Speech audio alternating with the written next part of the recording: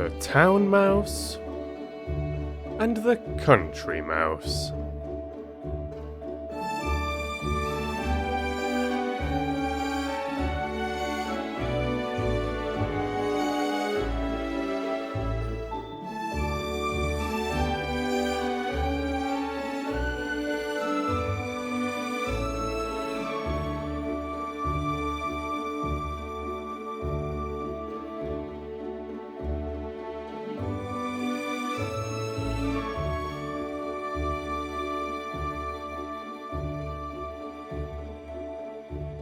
Town Mouse decided one day that he would visit his cousin, who lived way out in the countryside.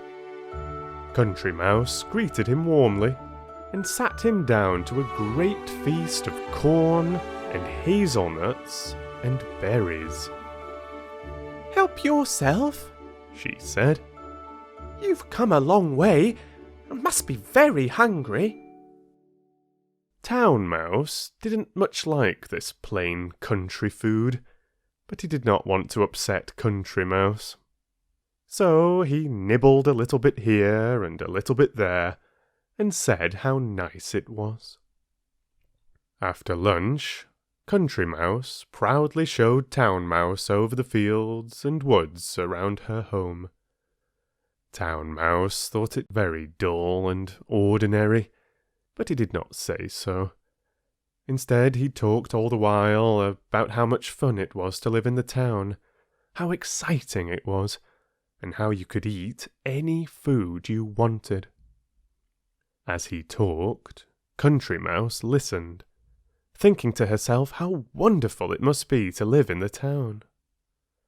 All night long, as she slept in her snug little nest in the hedgerow, Country Mouse dreamed of life in the big town.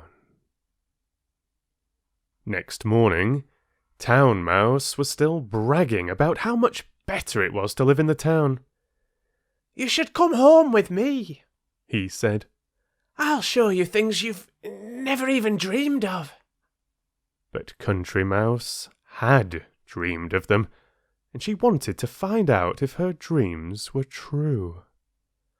"I'll come with you," she said.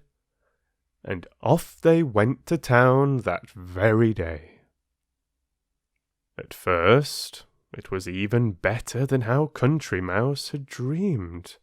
Town Mouse clearly lived in great style, exactly as he had said. When they arrived at Town Mouse's house, lunch had just finished, and there were plenty of leftovers on the table. Lots of scrumptious cheese and yummy cakes and succulent jellies. "Help yourself," said Town Mouse. Country Mouse thought she had come to mouse heaven. "Oh, this is the life for me," she said. But just as she said this, the house cat sprang up onto the table and came skittering after them. In and out of the dishes they went, the cat close behind.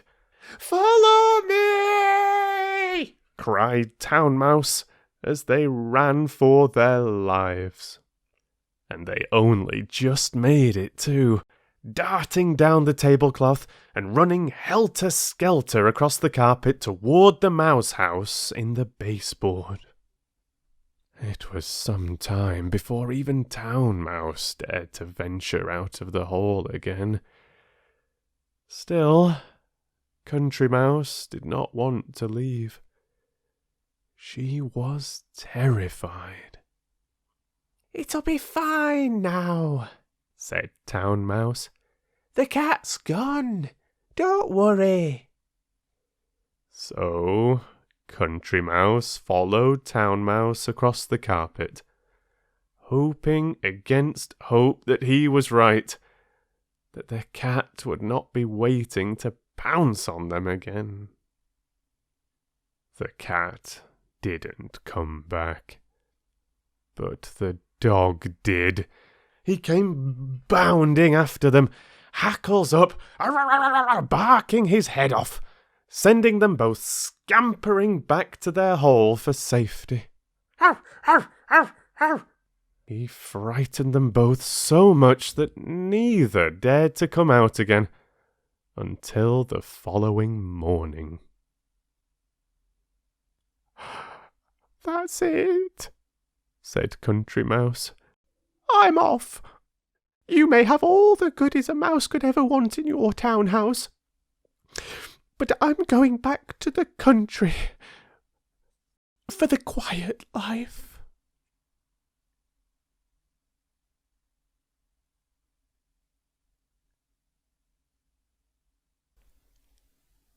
Oh dear. I enjoyed that one. I hope you did as well. Who'd be a mouse in these stories, eh? They have a tough time of it. Reminds me of Animal Farm. All animals are equal, but some animals are more equal than others. They certainly are in these fables. The cat and the dog absolutely terrorizing those poor mice.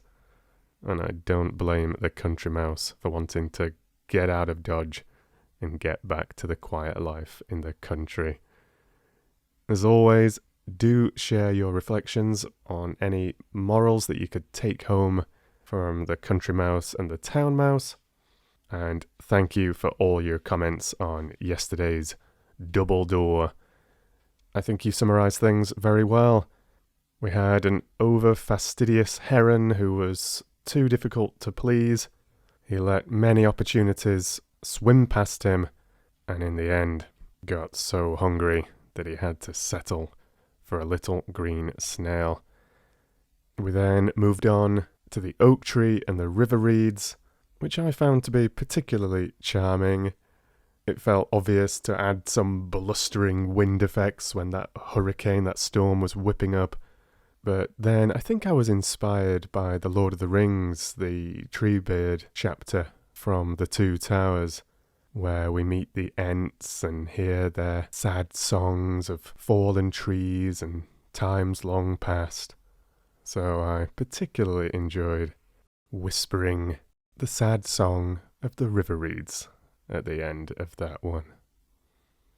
In terms of the lessons, I thought your reflections were excellent. Sometimes being flexible is the way to survive, making parallels with the martial art Aikido, where it can be best to assume the path of least resistance, and basically that in some cases it can be better to bend than break. Thank you so much for listening. You take care. And I'll read to you soon.